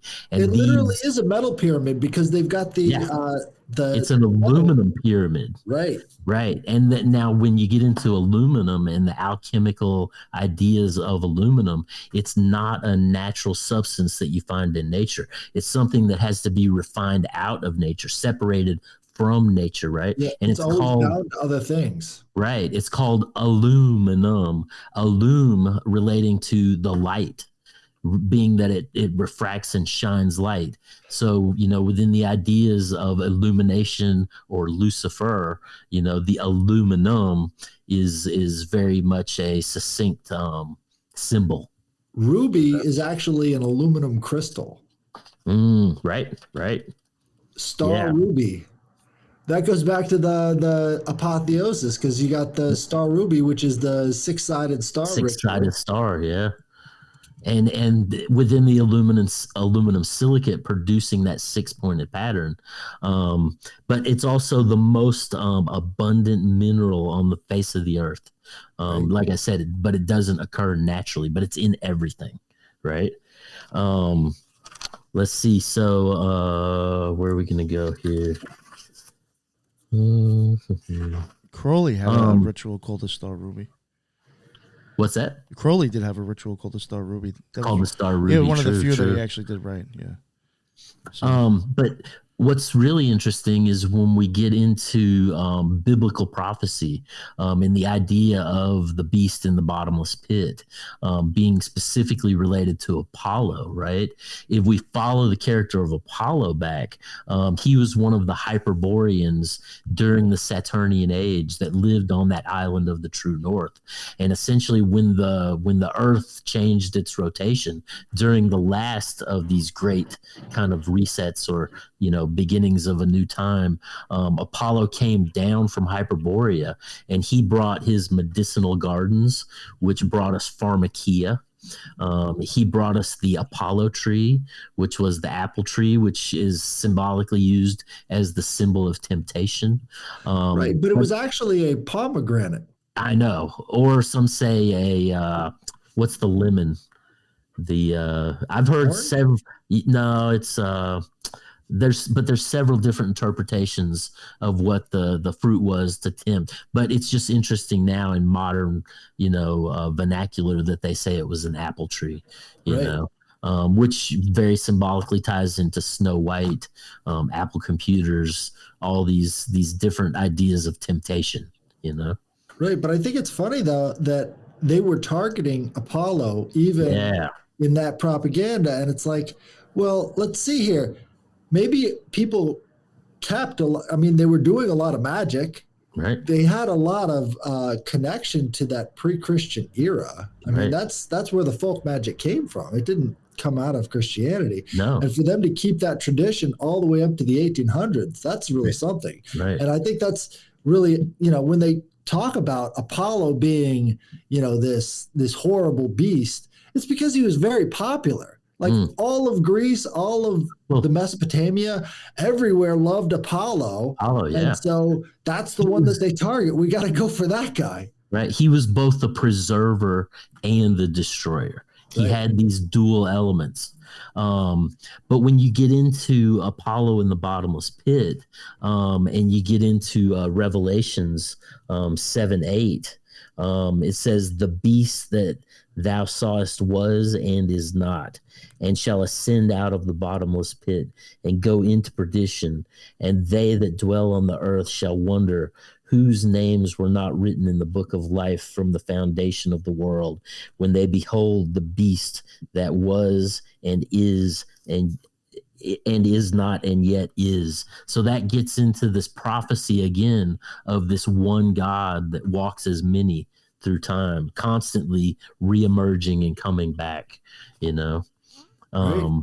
But Apollo, like you were saying, he was very favored, you know, in his early days. And it's just interesting how they loved twisted. him in Italy too. Italy was huge on Apollo. They still had Greek settlements in the south of Italy. Right. Up until today, like they still identify themselves as Greek. Well, and even when you go into Phrygia, there's one of the thrones there that had on the back of the throne, it says Apollo, Mithras, and Sol Invictus, all as one, you know. Right. And when you get into the Mithraic cults, when it became Mithras in Rome, I think it was actually perverted, and they began to worship Lucifer, turning Mithra, the sunlight, into Lucifer, which was when the bull slaying started coming back in, which was originally done by the Dark Force. So, you know, it's just the bull slaying goes into Taurus and the procession of the equinoxes too. Equinoxes, right. But never did any of the Mithras cults sacrifice a bull, except for Ahriman, the Dark Force in the beginning, who made the creation of humankind from the bull's blood, right? Ahura Mazda? Not Ahura Mazda, the Dark Force, the Ahriman. Oh, okay. Yeah, So he did use that. Ahriman, he slayed the bull, and the blood became the creation on Earth, basically all the life forms. And then it wasn't until the Romans when they picked up the bull sacrifice again. And the highest form of the Mithraic cults, when you got into that highest level, you found out you were worshiping Saturn or Kronos, essentially, you know. So does that have to do with like the origins of bullfighting? Any of this? Probably. I would wonder. I wouldn't doubt it at all. Yeah, and we were talking about that ceremony of the killing of the bulls. What was it? It was actually in Virgil's Gorgics. In the end of it, he talks about this Bugonia ritual, and the Bugonia ritual was practiced all over the Mediterranean. And what they would do is they would take a bull, they would put it inside of a shed, and then they would beat the bull to death with like 12 of your closest friends. You would beat the bull to death, and then as the bull is decomposing, bees, back to the beehive, bees would fly out of the bones. Right. Come on. Yeah. And that was how you created the bees, essentially the flies that made honey. And that goes back to the ancient, there was another myth in Mesopotamia where they did the same thing with the lion, and basically the lion's head would generate the bees. That's in Samson too. Yes. And what was it? The honey that came from the bees was considered to be the divine word of the Lord. And they would only use beeswax for the candles in the temples because it was illuminating. It was the wax that was provided by the heavenly forces. There's lots of this mystical stuff associated. Well, think about the omphalos for a second. So that omphalos is the beehive, which is the center of the culture, the that navel connects them to the god of the sky, the navel going to the god of the sky. So the beehive is literally the home for that culture. And Minnesota is called the navel of the world. It's Minigota. Yeah. And so they've got these world navels all over the place. It's like all of these gods have a place, you know. That's important too. That's a good point. Yes. Maybe there's multiple names. Now the you were talking about the begonia ritual with the bulls, right? I was just rereading the Golden Bough, and he talks about at one point in one of the cultures they would actually put the guys in the shed with the bull, and instead of scourging them and beating them, they had to kill the bull by eating it to death. What? Yeah. Wow. Yeah. So it's but like begonias, like flowers, like begonia ritual, because like even in the running of the bull, they throw flowers. Don't they? There was a scourging ritual which carries over into some of the mystery schools, and some of the degrees they would actually take these certain sacred branches from flowers and trees, and they would scourge the initiate. So this is kind of a thing that you see that morphs between the humans and the bulls and the different, Well, it's funny. Right. It's funny the change, right? So it went from the bull being scourged to people being scourged. Right. Well, if you look back at the rituals in Apuleius's golden ass, like the initiation is vaguely similar to what some secret societies do, but at the same time, it's completely off. Like they're doing the initiation in a way that is not like what they do today. It's almost like, you think you're an initiate, but they've changed it just so much that you're not actually receiving the benefits. Right. Well, it's like the Blue Lodge or the base lodges, of initiation. And then from that, you have the higher degrees. And from each of those higher degrees, there's ones that you get tapped into that are systems within systems within systems, I think the initiations back then were meant to activate senses, right? Oh, yeah. Yeah. So you've got certain birthright senses that you're supposed to be engaging with, and they would have these initiations to try and get those senses to work, and then you see the seers, and like you were talking about the what are they called? The ones at Delphi, the ones that came up with the Sibylline books, the Sibylline priestesses. Prophecies, So the Sibylline priestesses, they always ordered Rome to go out and get new gods and bring them home. Yep. And bring them home. And one of those gods was this Aeneas worship. Yep. Which is where you would have these slaves from Adonis. It came from Adonis into Aeneas. Right. Yeah. And that happened in the same area of Phrygia. Yes. Right. So this is a Phrygian cult, and they bring it over to Rome. Right. And basically, these guys who are slaves have to castrate themselves.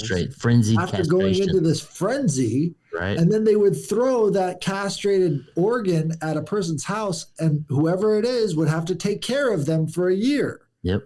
As they got better from their self-imposed castration. Then that castrated individual would become the high priest in the corresponding. Actually, the high priest didn't have to castrate the high priestess in the corresponding female temple. Right. Yes. So and that's a Sibylline book import. Right. So these things are happening, and it's strange, and it's turning Rome into a very weird place because castration was actually illegal in Rome. Right. And so they've got these people who are doing illegal acts, but they're not citizens of Rome. All of the people doing the castration are on the low end of the totem pole. They're slaves who want to be free, and they're willing to castrate themselves to do so. Right.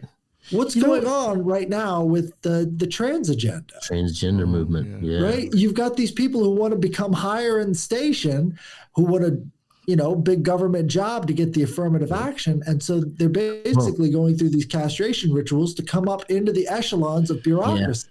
And also one of the things that I've kind of put together is that the transgender rainbow flag has nothing to do with the covenant of God with the rainbow after the flood. What the transgender flag actually is the alchemical flag. It's the alchemical rainbow, because as you do alchemy and you're transmuting things from one form into another, you get the appearance of all the colors moving through the rainbow as this, transubstantiation happens. Well, I think even in that case, I think there's a process that the most common occurrence of like transgender in alchemy would be the double gender. So they would have both male and female. Yes. Right, the hermaphrodite, the divine hermaphrodite, which would be kind of the opposite. Well, and that was the thing with the Mithraic cult. That blood that created the first humans was the divine androgyne that was created first. When you look into India and the various Vedas, and they talk about Indra being the divine androgyne that came down. So you have systemically through all these cultures, even Robert Flood in his Rosicrucian writings talks about the idea of the divine hermaphrodite, growing out, growing out like cartilage almost.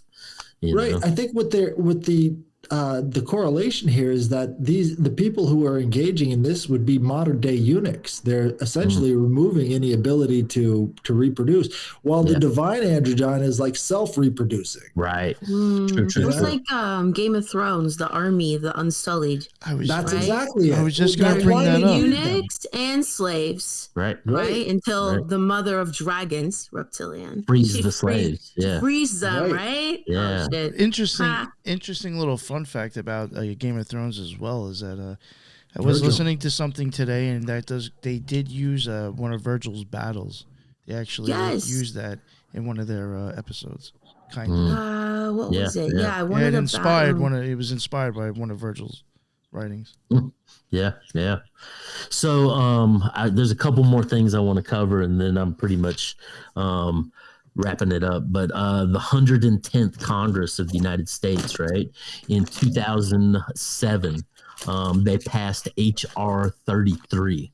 Right, which basically honors the Freemasons of America. And when they passed it, they said that most of the signers of the Declaration of Independence were Freemasons. When you actually look at it, there was 56 delegates, and only 9 of them were Freemasons in accordance with the history.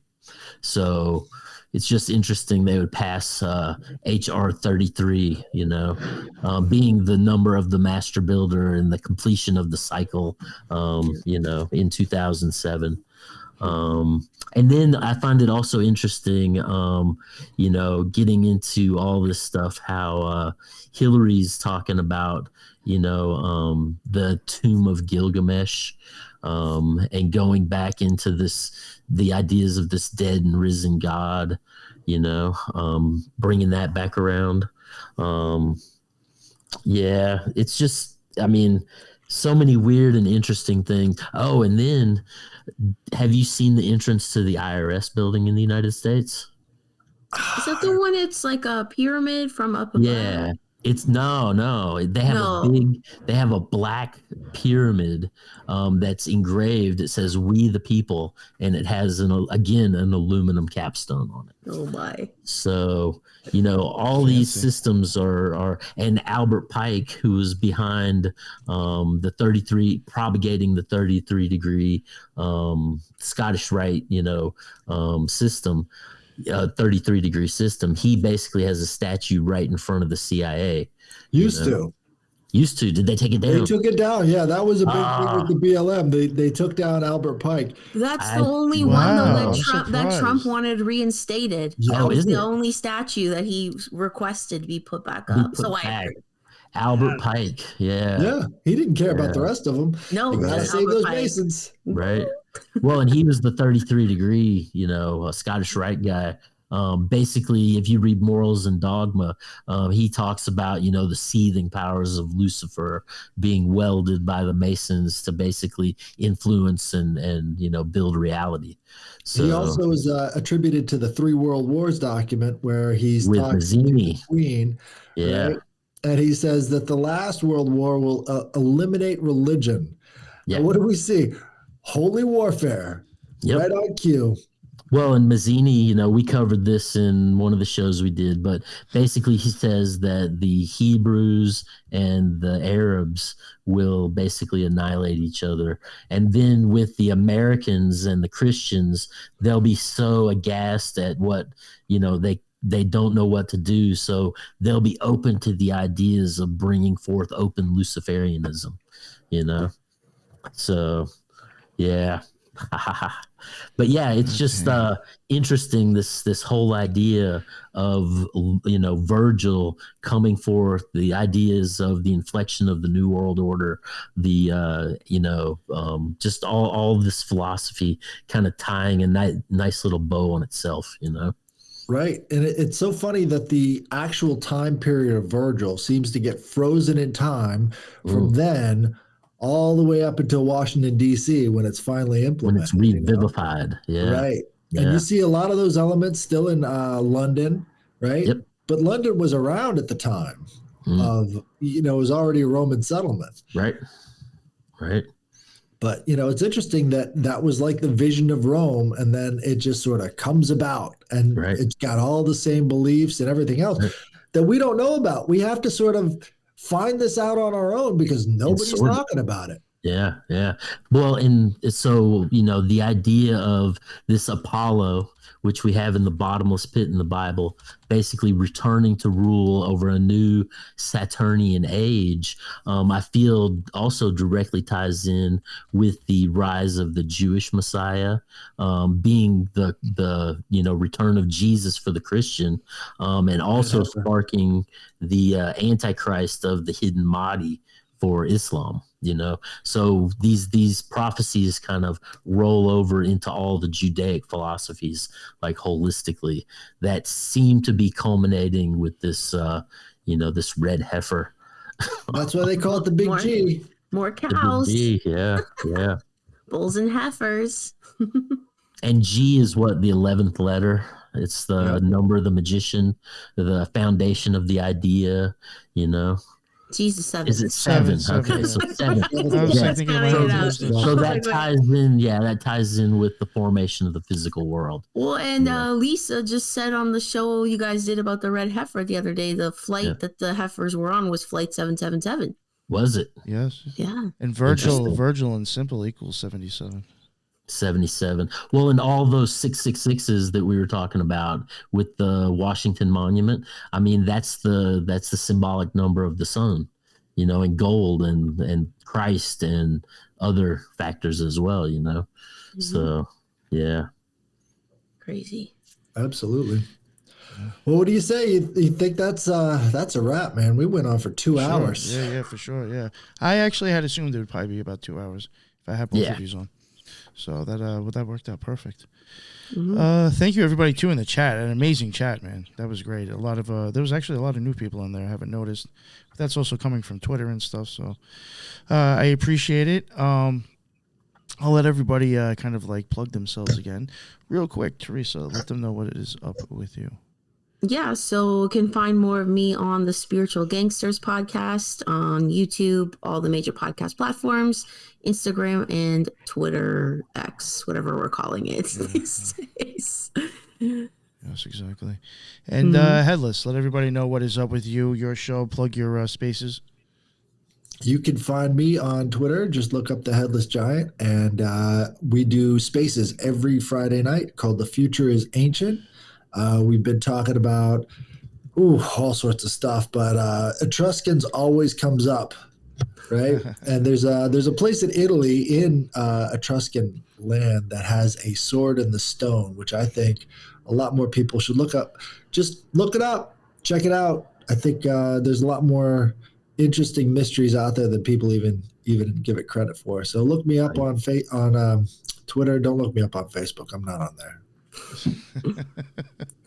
Thank you very much, sir. And Mr. Robby Marx, let everybody know what's up. Yeah, if you want to check out my art, I have my website, my Etsy, where you can purchase some stuff. And then I also have the MetaMindcast podcast with all the other shows I've been on, as well as my Patreon and Facebook, Instagram, everything, on my Linktree at RMARX, and that'll get you all my links. Thank you all very much. I really appreciate you spending the time tonight. I know it got a little bit late.